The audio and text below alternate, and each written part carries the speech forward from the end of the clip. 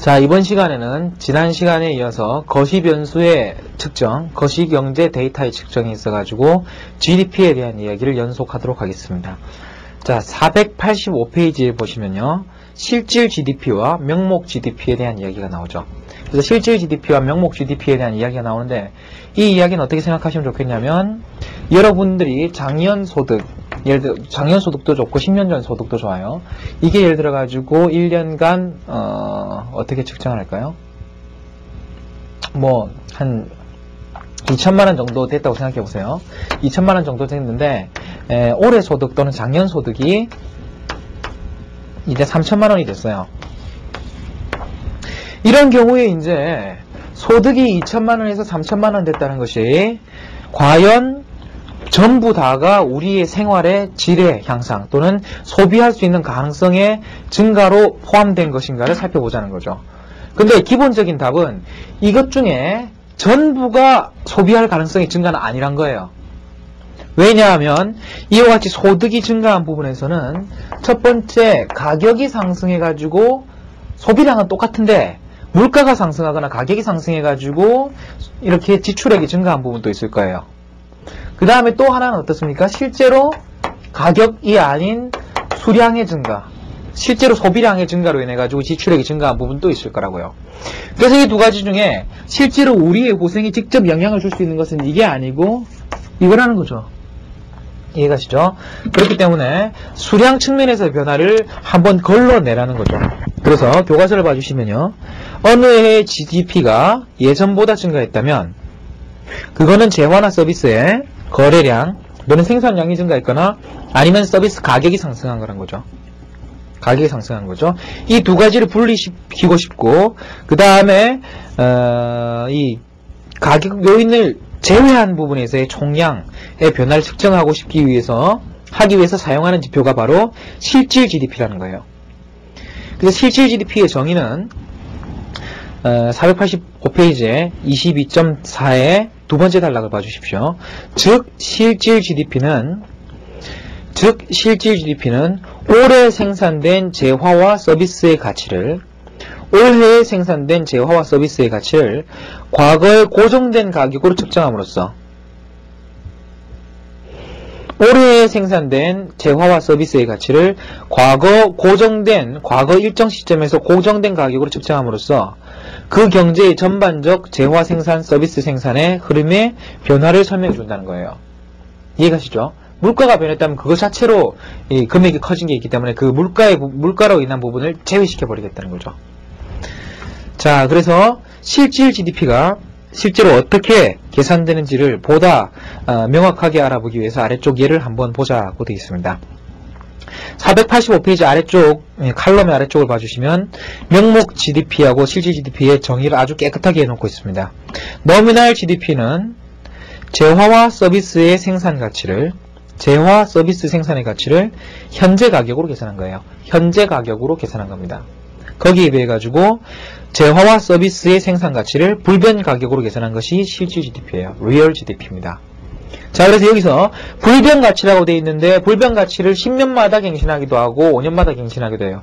이거는 그 측정하는 사람 마음인데 이 실질 GDP 같은 경우에는 불변 가격이라는 것을 여러분들이 기준 가격이라고 이야기하기도 합니다. 그래서 기준 연도의 가격 수준 또는 물가 수준으로 측정됐다고 생각하시면 되겠죠. 자, 그래서 교과서에 보면은 간단한 예가 나와 있어요. 그래서 표 22-2에 보면 그 내용이 잘 나와 있죠. 자, 그래서 GDP를 계산하는 그런 좋은 아마 그 연습이 될 것 같습니다. 그래서 가격과 생산량을 각각 한번 적어보면요. 맨 먼저 칠판을 지우고 한번 봐야 되겠네요. 교과서를 봐주세요. 교과서를 봐주시면 2001년도, 2002년도, 2003년도 이렇게 3개 년도의 데이터를 이야기하고 있는데 이게 핫도그 가격, 핫도그 생산량, 햄버거 가격, 햄버거 생산량 이 두 가지로 되어 있죠. 그래서 2001년, 2년, 3년인데 자, 일단 핫도그의 그 다음에 가격과 생산량이 있을 것이고 핫도그의 가격과 생산량이 있을 것이고 그 다음에 어떻게 했어요? 햄버거의 가격과 생산량이 있을 거라고요. 그런 경우에 이제 기초적으로 주어진 데이터는 가격이 2001년, 2002년, 2003년으로 갈 때 1달러, 2달러, 3달러 이런 식으로 변화해 왔고요. 그 다음에 생산량은 100개, 150개, 그 다음에 200개 이런 식으로 측정되어 있죠. 그 다음 햄버거의 경우에는 가격이 2달러, 3달러, 4달러 이렇게 변해왔고요. 생산량은 50개, 100개, 150개 이렇게 변해왔죠. 이해가시죠? 이렇게 변해온 상황에서 여러분 명목 GMP를 구하라 그러면 각 연도의 명목 GMP는 어떻게 변하겠습니까? 명목 GMP는 그냥 곱할 때 현재 가격으로 그냥 곱해주면 돼요.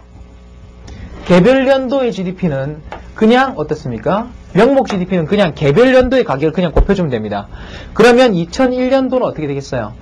100 해가지고 200 될 것이고, 그 다음에 2002년도에는 어떻습니까? 2002년도에는 300 해가지고 600이 될 것이고, 그 다음에 600 해가지고 2003년도에는 1200이 되겠죠. 어휴, 이것만 가지고 보니까 엄청나게 소득이 많이 증가한 것 같습니다. 그렇지만 실질 GDP는 이렇게 하는 게 아니라는 거죠. 왜냐하면 소득이 증가한 부분에서는 수량이 증가한 부분도 있지만 가격이 상승해서 증가한 부분도 있다는 거예요. 그렇기 때문에 실질 GDP는 어떻게 측정하냐면 이 수량의 변화에 대해서 1달러를 곱하고, 그 다음에 두 번째 해에서도 1달러를 곱하고, 세 번째 해에 있어서도 1달러를 곱하는 거예요. 그 다음에 햄버거에 있어서도 첫 번째 해에서의 2달러로 했기 때문에 두 번째에서도 2달러, 세 번째에서도 2달러를 곱하는 것이 실질 GDP에 계산 방법이에요. 자, 실질 GDP에 하면 첫 해는 어떻습니까? 첫 해는 아마도 200으로 같습니다. 바뀔 게 없죠. 두 번째는 150에 200이니까 350이 되겠죠.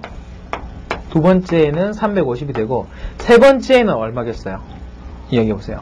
이쪽에서 200, 이쪽에서 300이기 때문에 합해서 200, 300으로 해가지고 500에 해당하는 소득이 창출됐다는 거죠.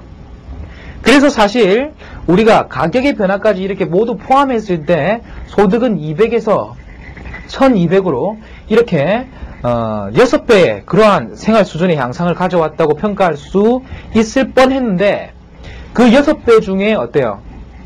실제로 소득이 증가한 부분은 2배 반에 해당하고 3배 반에 해당하는 부분은 사실은 가격의 상승 때문에 나타난 것이었다는 것이죠.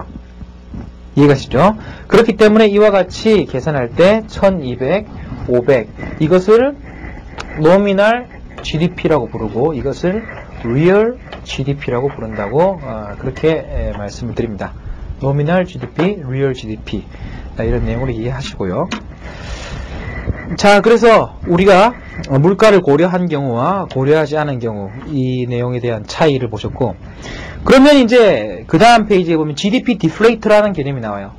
GDP 디플레이트라는 개념이 나오는데 이전에 하나 말씀드렸거든요.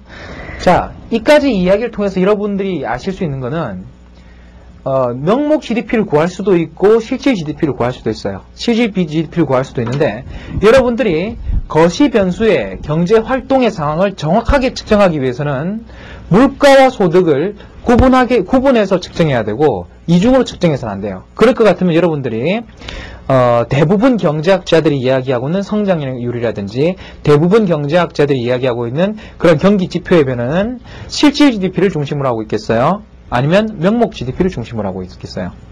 대부분의 경우에 명목 GDP를 근거로 이와 같은 분석들이 이야기되고 있습니다. 자, 그 다음에 487페이지에 보면 GDP 디플레이트라는 이야기가 나오죠.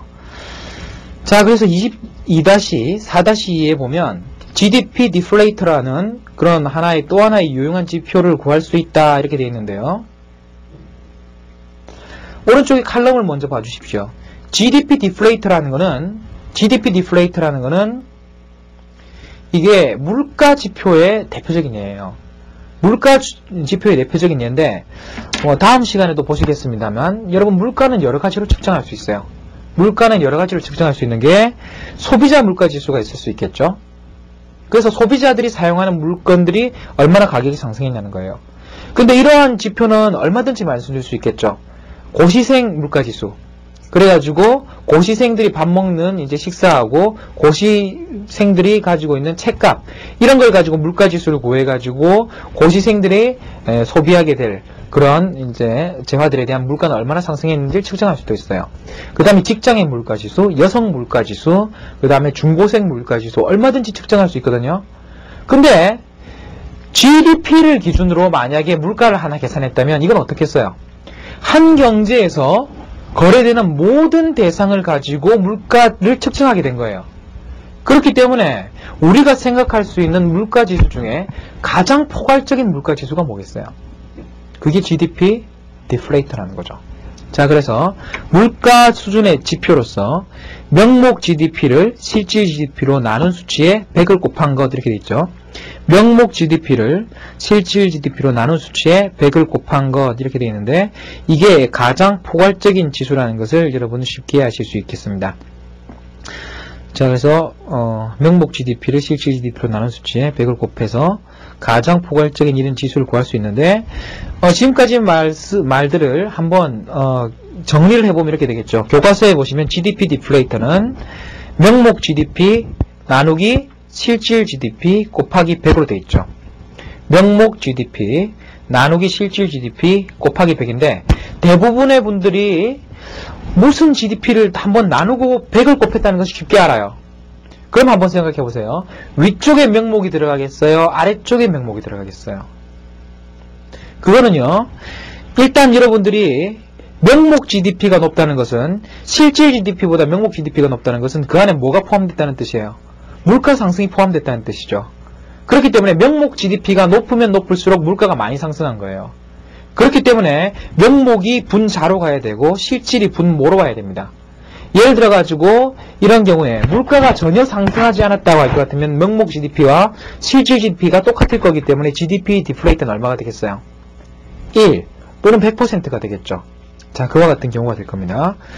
자, 그래서 이 공식을 보면 GDP 디플레이터가 왜 물가 수준을 나타내느냐 나와 있죠. 재화나 서비스 생산량이 변화 없이 만약에 물가만 상승한다면 명목 GDP는 상승하지만 실질 GDP는 변화가 없기 때문에 물가 상승이 GDP 디플레이터에 직접적으로 반영된다 이렇게 되어 있습니다. 자, 그렇다면 여러분 여기서 한번 GDP 디플레이터를 한번 구해볼까요? 직접 이거는 계산해 볼 필요가 있어요. GDP 디플레이터를 구하는데 자, 첫 번째 해에 2001년도에 GDP 디플레이터는 얼마겠습니까? 명목 GDP 나누기 실질 GDP 곱하기 100이라 그랬죠. 명목 GDP 나누기 실질 GDP 곱하기 100이기 때문에 200 곱하기 100을 하면 당연히 100이 나오겠죠. 그 다음에 두 번째는 어떻습니까? 명목 GDP 실질 GDP 100이기 때문에 600 350 곱하기 100이에요. 계산하기 힘들시죠? 계산기를 두드려 보면요. 이제 171 정도 나옵니다. 그 다음에 세 번째는 어떻겠어요? 1200, 500 곱하기 100 하면 되겠죠? 이번에는 1200 나누기 500 하면 2.4가 되니까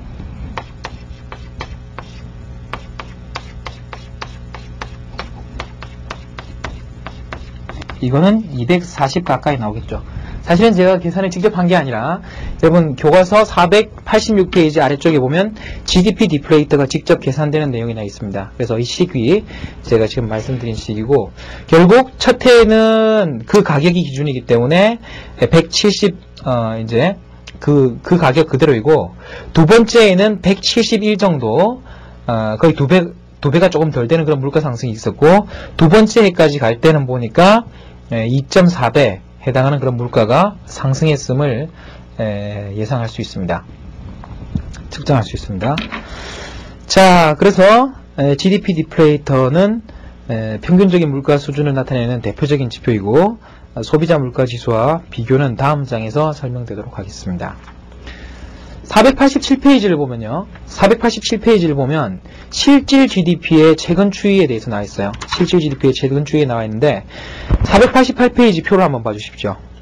미국과 같은 경우에는 지금 1970년도에서 1995년까지 실질 GDP가 상당히 완만한 정도의 안정적 성장을 하고 있죠.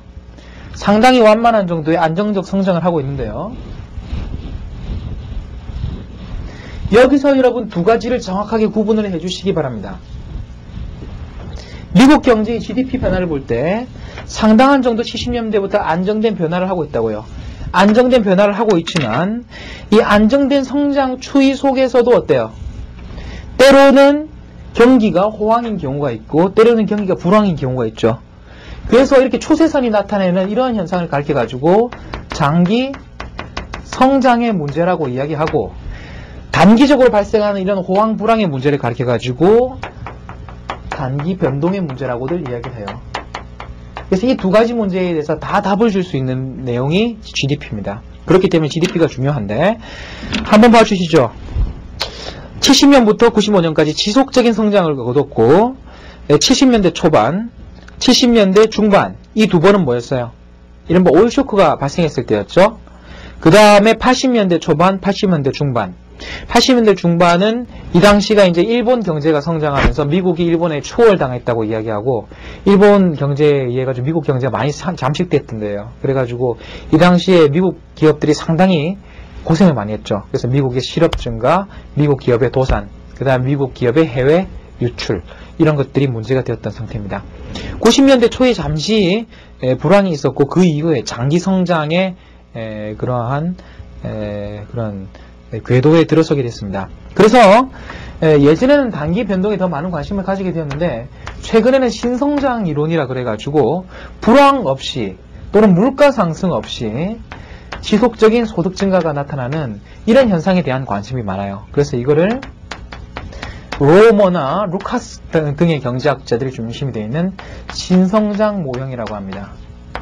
신성장 모형이라고 합니다. 그래서 내생적 성장 이론 또는 신성장 모형이라고 하는데 이와 같은 현상이 90년대 중반 이후로 미국 경제의 이러한 지속적인 성장 추세에 대해서 많은 경제학자들이 관심을 가지게 된 것이죠. 488페이지 봐주십시오.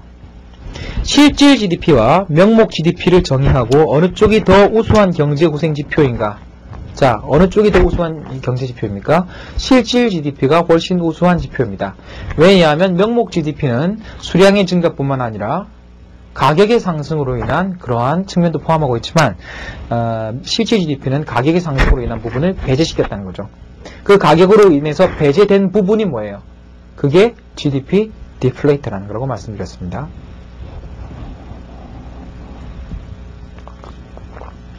자, 그 다음에 이제 GDP와 경제적 고생이라고 되어 있어요. 그래서 과연 GDP가 한 국가에 있어서의 경제적 고생에 어떤 영향을 미치느냐 이렇게 되어 있습니다.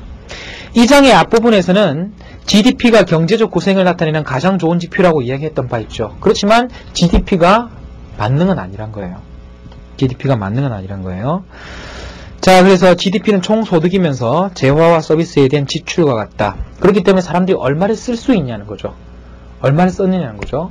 의자를 하나를 산 사람보다는 의자를 두 개를 산 사람이 더 행복하지 않을까 하는 사실은 개연성이라는 거예요. 그래서 대체로 많은 사람들은 여러분들이 지금 쓰고 있는 지출 수준보다 더 쓸 수 있으면 좋겠죠. 더 쓰느냐의 문제가 아니고 더 쓸 수 있으면 좋겠죠. 그렇죠? 그렇기 때문에 GDP, 특히 GDP 중에서 1인당 GDP는요. 사람 숫자로 측정된 1인당 GDP는 평균적인 개인의 경제 우생 수준을 나타내는 당연한 지표로 볼 수 있다는 겁니다. 평균적인 개인의 경제 우생을 나타내는 당연한 지표로 볼 수도 있는데 여기에 대해서는 반론이 만만치 않습니다. 반론이 만만치 않습니다. 그와 같은 경우 대표적인 경우가 로버트 케네디 같은 그러한 이제 대통령 후보가 입후보했을 때 GNP 또는 GDP에 대해 가지고 여러 가지 비판을 했다는 거죠. 그 비판의 요지는 이래요. 비판의 요지는 GDP라는 것은 여러분에게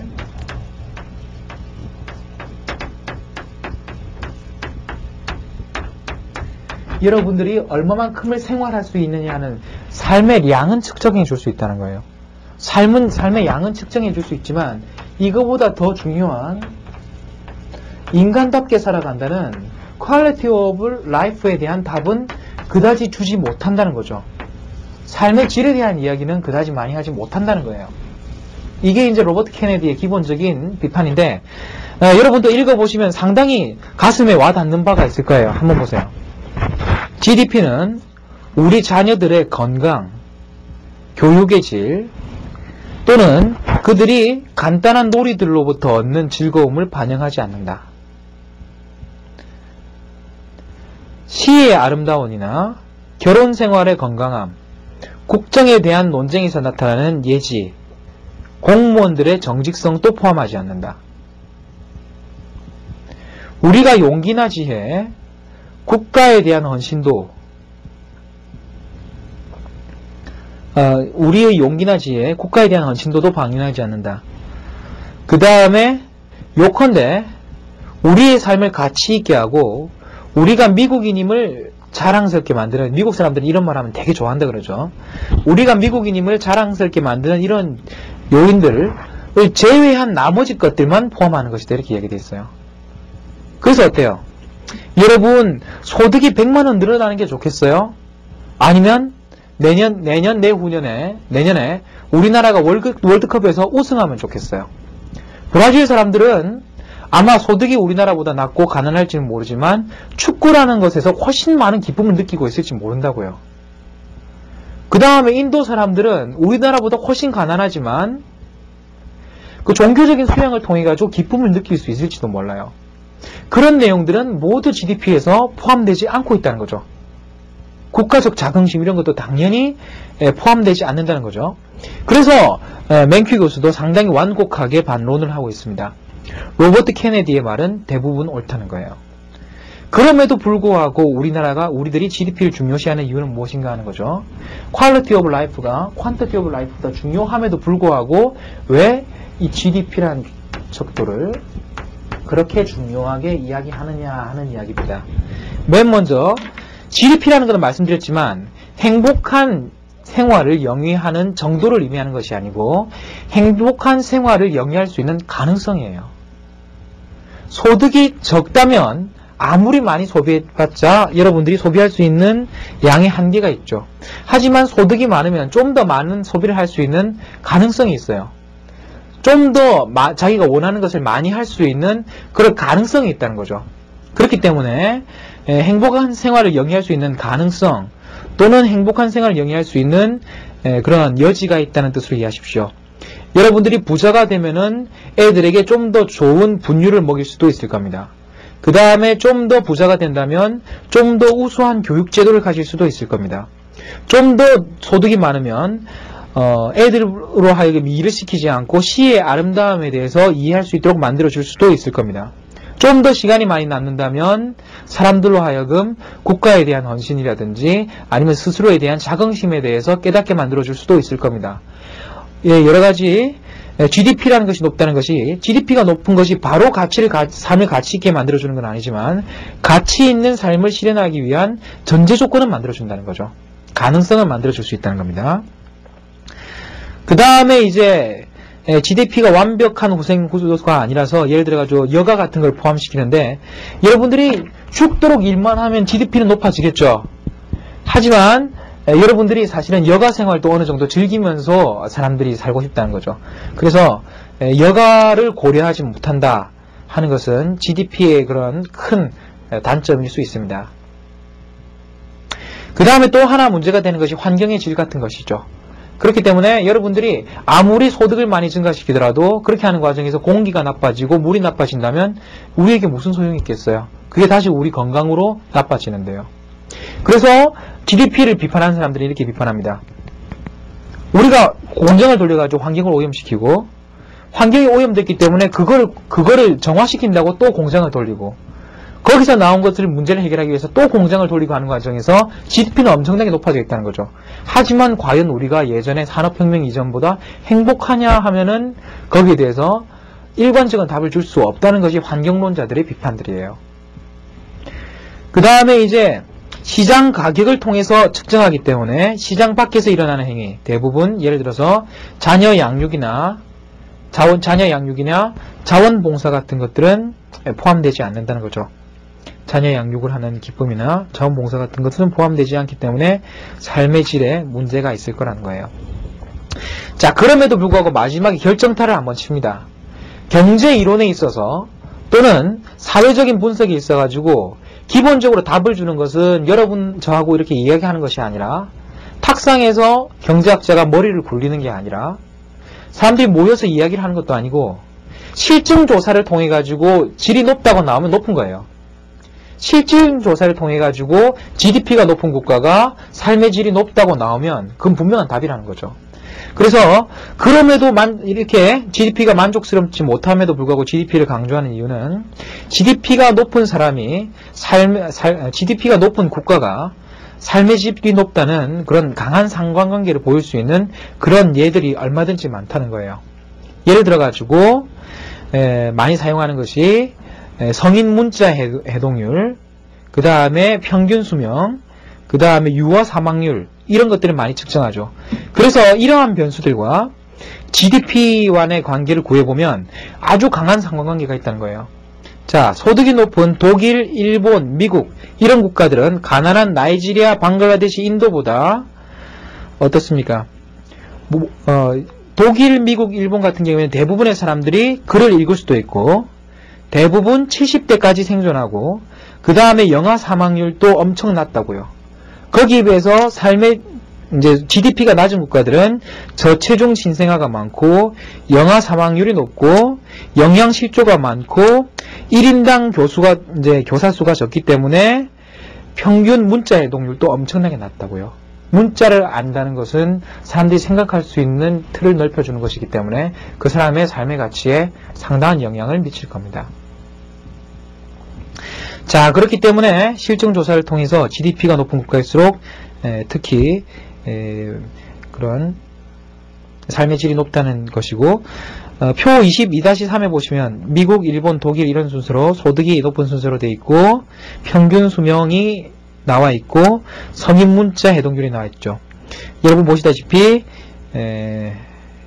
소득이 높을수록 평균 수준도 상당히 높고 성인 문자 해독률도 높다는 것을 보실 수가 있을 겁니다. 자, 여기까지 GDP에 대한 그러한 측면들, 그 다음에 GDP의 단점들까지 여러 가지로 말씀을 드렸고요. 마지막에 몇 가지가 나왔습니다. 거시경제학의 대부분의 부분은 국내 총생산으로 측정되는 부분에 있어가지고 단기 변동과 장기 추세 두 가지로 이루어진다고 말씀드렸어요. 그래서 단기 변동과 장기 추세 이 두 가지를 측정하기 위해서도 한 나라의 총소득을 정확하게 측정한다는 것은 매우 중요하고요.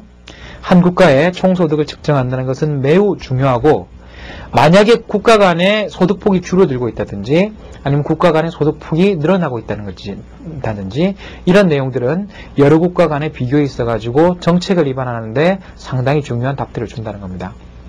자, 그래서 GDP와 같은 통계 수치를 이용해서 경제를 계량화하는 것은 거시경제를 공부하기 위한 첫걸음이라고 말씀을 드렸고요. 이 GDP와 함께 거시경제 데이터에서 가장 중요한 것이 바로 물가지수라고 말씀드렸어요.